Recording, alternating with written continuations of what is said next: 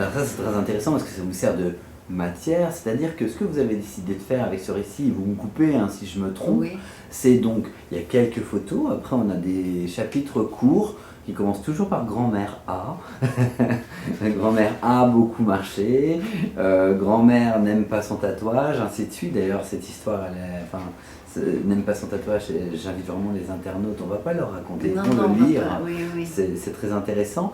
Et donc à chaque fois vous racontez ça avec votre voix d'enfant, Oui. et à côté, je dirais qu'il y a un peu comme la preuve, Oui, c'est ça, c'est ça. les manuscrits, les extraits. Voilà, les extraits. Et j'ai essayé d'arriver à mettre le récit de l'enfant avec le récit de la grand-mère, mais qui n'est pas une illustration de ce qu'elle dit forcément, de ce que je dis ou de ce qu'elle dit. Non, mais ça rentre avec. Voilà, ça rentre avec, ça travaille avec. Et voilà, j'ai essayé de faire ce travail. Et donc ma grand-mère m'a envoyé ce texte que j'ai découvert. Et je suis très très contente parce que Thierry Delacroix a accepté de prendre ce texte, quoi, voilà, avec la grand-mère, qui écrit en français et en arménien dans ce petit carnet.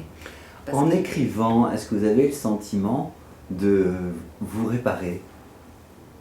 Parce qu'il y a le deuil de votre grand-mère, le deuil de... Oui. Vous voyez, je suis émue encore et sûrement, c'est très sensible, mais en même temps, comment dire, c'est pas triste, hein. C'est pas une tristesse, c'est pas ça. C'est ces gens, ils ont vécu cette période et moi, j'avais comme la nécessité de raconter cette histoire qu'elle m'a racontée qu'à moi, parce qu'elle racontait ça à ma mère, et ma mère disait bon, écoute, avec tes histoires, ça suffit maintenant. Mais ce qui est très intéressant avec votre récit, c'est que vous humanisez la grande histoire avec un grand H en nous parlant des membres de votre famille, qui est votre grand-mère, et qui, elle, a été prise dans le grand H. Dans le grand H, exactement. Et ce qui est étonnant, c'est que grand-mère n'avait aucune haine. Elle avec un H. Voilà, avec un H. Se grattait la tête, elle ressassait tout ça, ouais.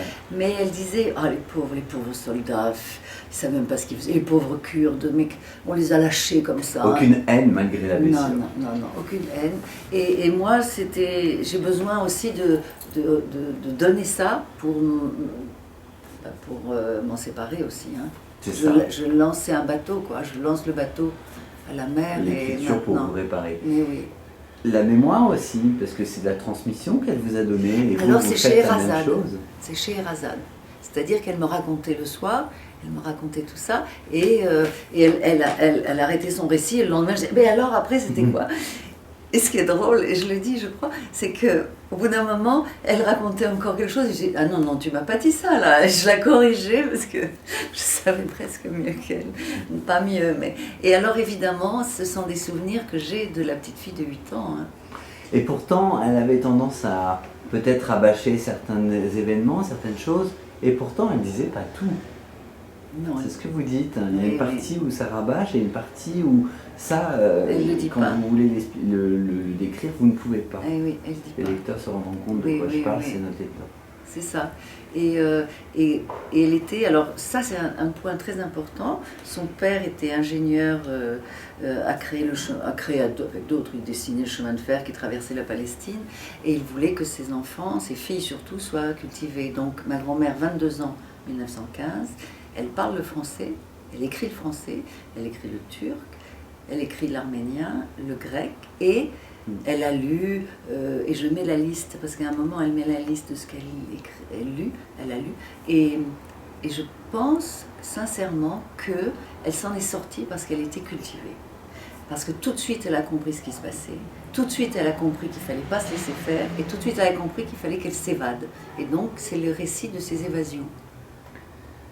Annie Roman, c'est déjà la fin. Un grand merci pour cet entretien au sujet de votre récit, Ma grand-mère d'Arménie, disponible aux éditions Michel de Maulle dans toutes les librairies. Un grand merci. Merci à vous, merci beaucoup.